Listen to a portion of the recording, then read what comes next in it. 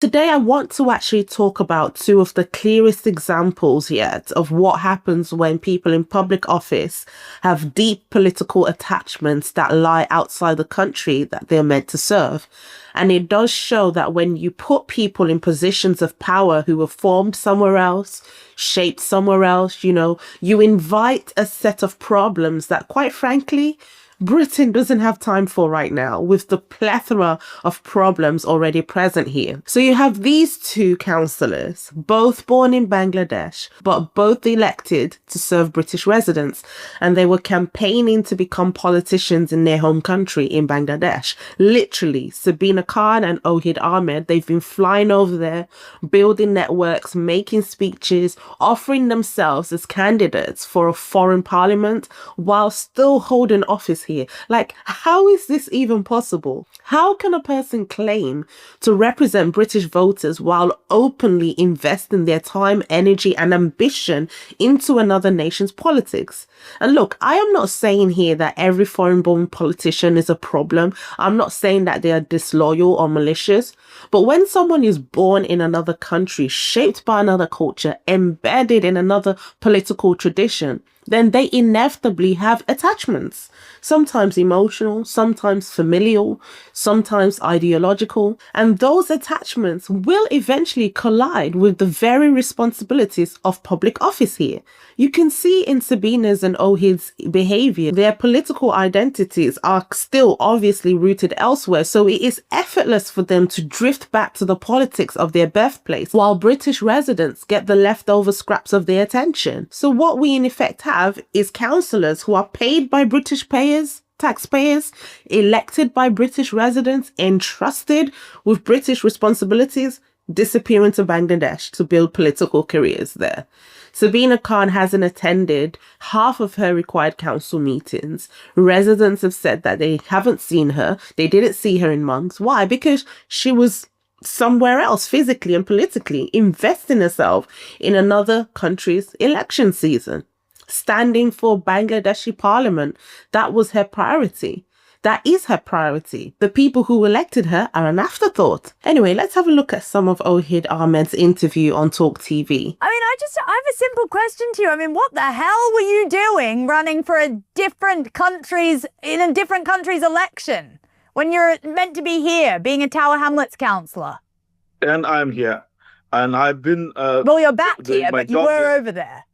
No, I'm not over there. I'm here. I've been doing my surgeries. Townless is my top priority. The constituent, I've been doing my surgeries. I'm one of the highest, I have done one of the highest case work in this council. I haven't missed any meetings. So I'm not exactly where are you coming from? The BNP, which you were campaigning for, you say that you were sticking up for Tower Hamlets, but the BNP's first call to order is to safeguard, strengthen the independence, sovereignty, security, territorial integrity, and democracy of Bangladesh through steel-like unity of the people based on the Bangladeshi nationalism. That doesn't sound like sticking up for the community of Tower Hamlets. All the experience I have from this country, I wanted to give back to my country if I can. And that is my ambition. But it doesn't mean that I am depriving my constituents here. People go for holiday. I was born in Bangladesh. I was raised in Bangladesh. I have a lot of this. Yeah, it does sound like you're much more suited to the BNP, to be honest, than the United Kingdom Parliament. Then I'm just saying.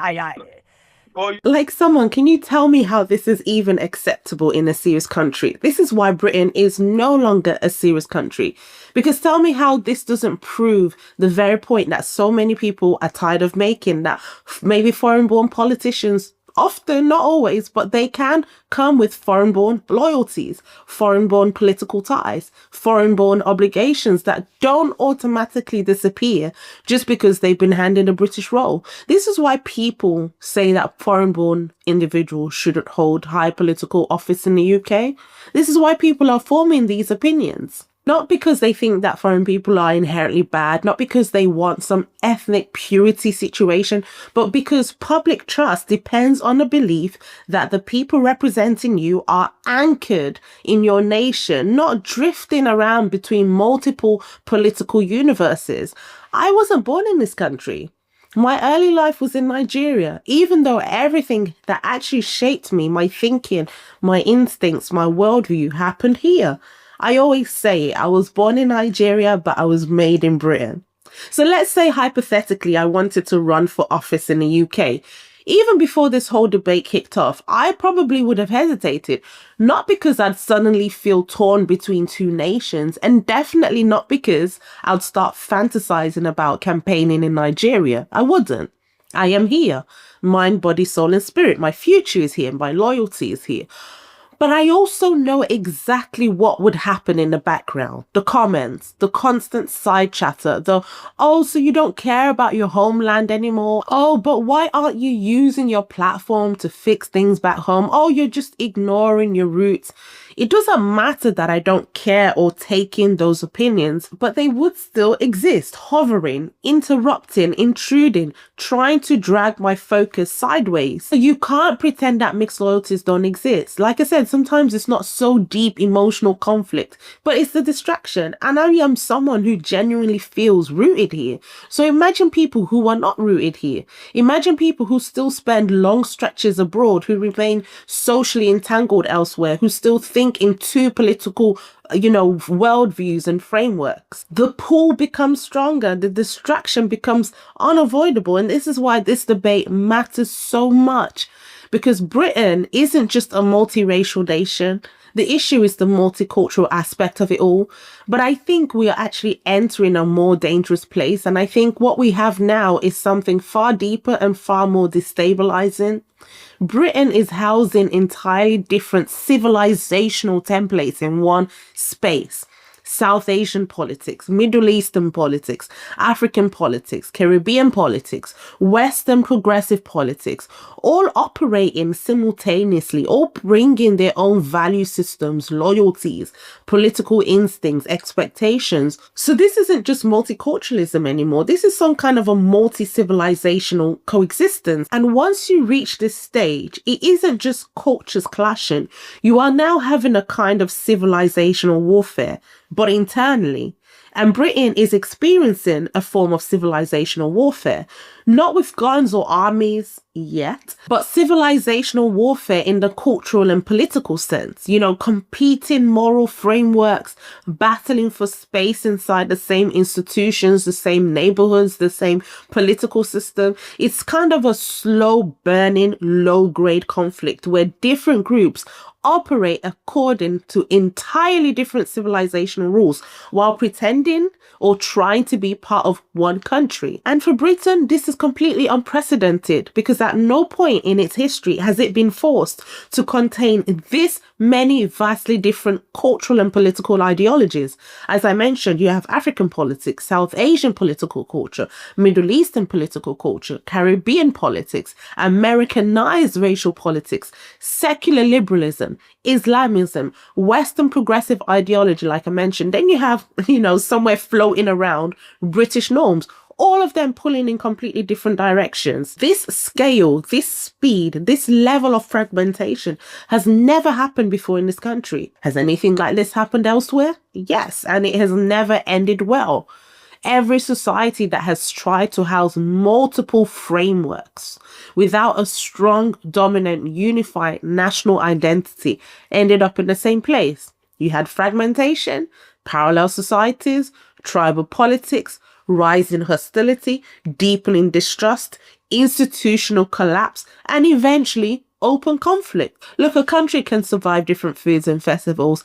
It cannot survive different definitions of truth, of authority, morality, loyalty, and the role of the state. No society on earth can function while multiple civilizational systems compete for dominance. We have to be clear about these terms. The British state has no idea how to manage this.